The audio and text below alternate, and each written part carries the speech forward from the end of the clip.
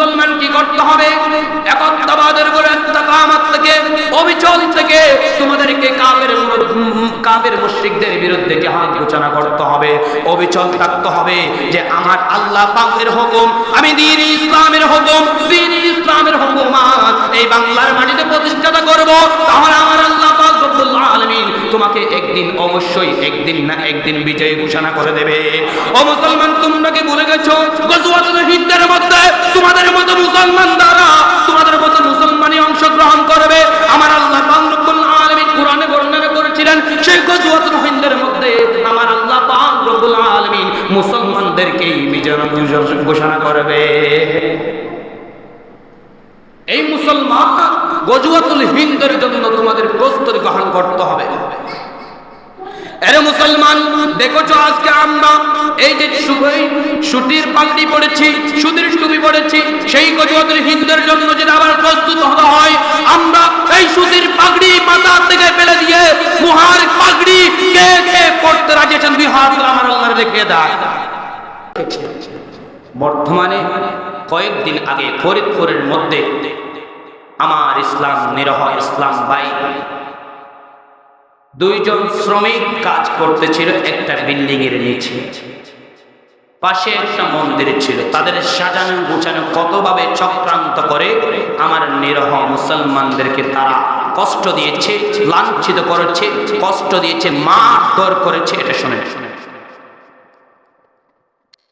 কিভাবে দুইজন মুসলমান শ্রমিক, দুইজন ভাই একটা বিল্ডিং এর নিচে কাজ করতেছিল।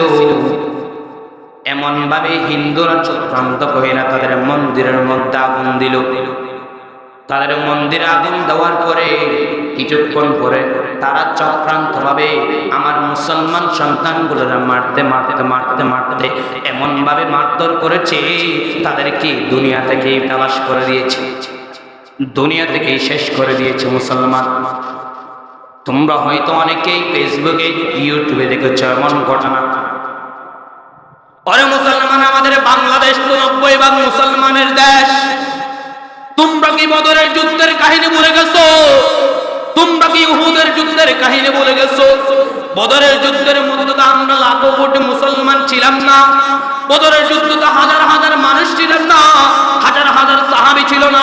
শুধুমাত্র আমার নবী 313 জন সাহাবী নিয়া বদরের যুদ্ধের মধ্যে নামে গিয়েছিল।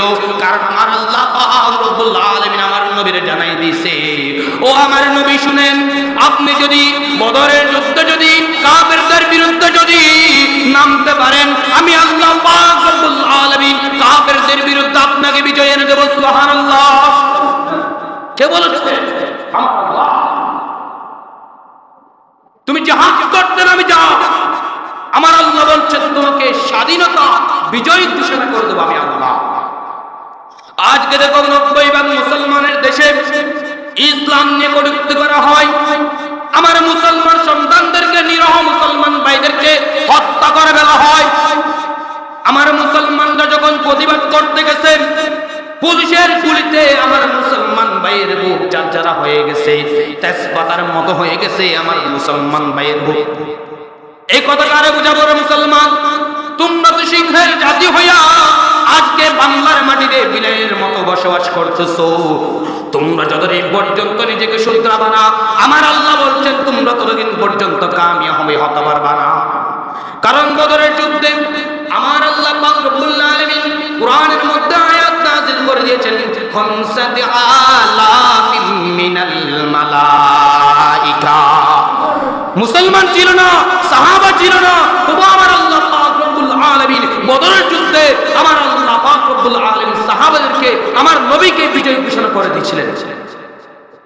সাহাবারা বর্ণনা করছেন, নবী গো, আমি যখন বদরের যুদ্ধে যখন জিহাদ করতেছিলাম, এমন সময় এমন কতগুলো জিনিস দেখেছিলাম যাদের আমি কল্লা দেখা যায় না, যাদের শরীর দেখা যায় না, যাদের অস্তিত্ব দেখা যায় না।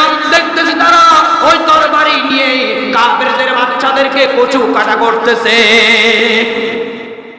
আমার আল্লাহর নবী বর্ণনা করছেন, ও আমার সাহাবারা শুনো, আমার আল্লাহ আল্লাহ আমারে ওয়াদা করে দিয়েছিল, তোমরা যদি ওই বদরের যুদ্ধে কাফেরদের বিরুদ্ধে যদি তোমরা যদি জিহাদে নামো, আমার আল্লাহ তোমাদেরকে গায়বী ভাবে সাহায্য করবে।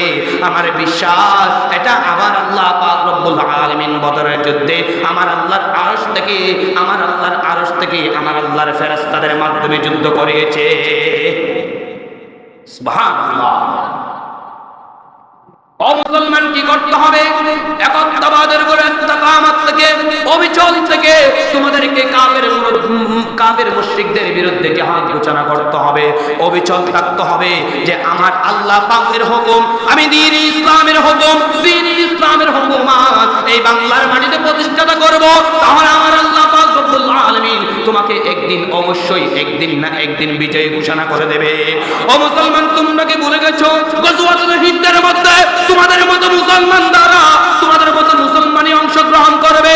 আমার আল্লাহ পাক রব্বুল আলামিন কোরআনে বর্ণনা করেছিলেন, সেই গজওয়াতুল হিন্দের মধ্যে আমার আল্লাহ পাক রব্বুল আলামিন মুসলমানদেরকে বিজয় ঘোষণা করবে। এই মুসলমান গজওয়াতুল হিন্দের জন্য তোমাদের প্রস্তুতি গ্রহণ করতে হবে। আরে মুসলমান, দেখোছো আজকে আমরা এই যে সুতির পাগড়ি পড়েছি, সুতির টুপি পড়েছি, সেই গজওয়াতুল হিন্দের জন্য যদি আবার প্রস্তুত হতে হয়, আমরা এই সুতির পাগড়ি মাথা থেকে ফেলে দিয়ে মুহার পাগড়ি কে কে পড়তে রাজি আছেন? দুই হাত আমার আল্লাহর রেখে দেয়।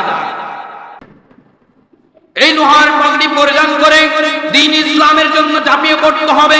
আমার নবীর ইসলাম, আমার নবীর হুকুমাত বাস্তবায়ন করার জন্য তোমাদেরকে ইসলামের হুকুমাত মেনে আল্লাহর উপর ইস্তেকামত রেখে আল্লাহর উপর তাওয়াক্কালতু আলাল্লাহ বলে দ্বীন মুহাম্মাদি তোমরা কায়েম করার জন্য নামিয়ে যাবা। আর আল্লাহ পাক রব্বুল আলামিন গায়বী ভাবে তোমাদেরকে মানুষের সম্মুখে মাথা নত করাবে না, গায়বী ভাবে তোমাদেরকে সাহায্য করে দ্বীন ইসলামকে আমার আল্লাহ দ্বীন ইসলামের পতাকাকে পর করে উঠিয়ে দেবে। বলেন না সুবহানাল্লাহ। তোমরা কি বলে গেছো আফগানিস্তানের মুসলমান তালেবানের যুদ্ধ কি তোমরা ভুলে গেছো? দীর্ঘ 19 বছর পর্যন্ত তারা কষ্ট করেছে, দীর্ঘ 19 বছর তারা কষ্ট করে দ্বীন হুকুমাত তারা কায়েম করতে সফল হয়েছে। বলেন না চেষ্টা করেছে, বিদায়ী সফলতা দিয়েছে তিনি একজনকে, আল্লাহ। ও মুসলমান, আজকে আমরা বিভিন্ন দলগুলো দেখতে পাই, আমাদের আকাবিররা আজকে হারিয়ে গেছে।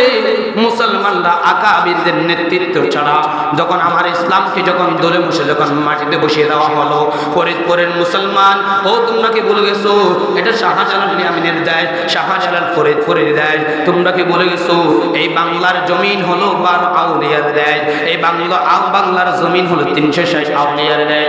ও মুসলমান, তোমাদের বুকে আজকে 90 ভাগ মুসলমান হওয়া সত্ত্বেও তোমরা 10% হিন্দুদের সামনে মাথা নত করে ফেলেছো। কারণ তোমরা সিংহের জাতি হওয়া সত্ত্বেও তোমরা আজকে বিড়ালের মতো বসবাস করতেছো। আমার আল্লাহ সেই জন্য আমার আল্লাহর কুদরে সাহায্য যেটা ছিল সেটা বন্ধ করে দিয়েছে। মুসলমান, তোমরা হুকুমাতে ইসলাম কায়েমের জন্য একবার মাথা চাড়া দিয়ে ওঠো, আমার আল্লাহ বিজয় তোমাদের এনে দেবে।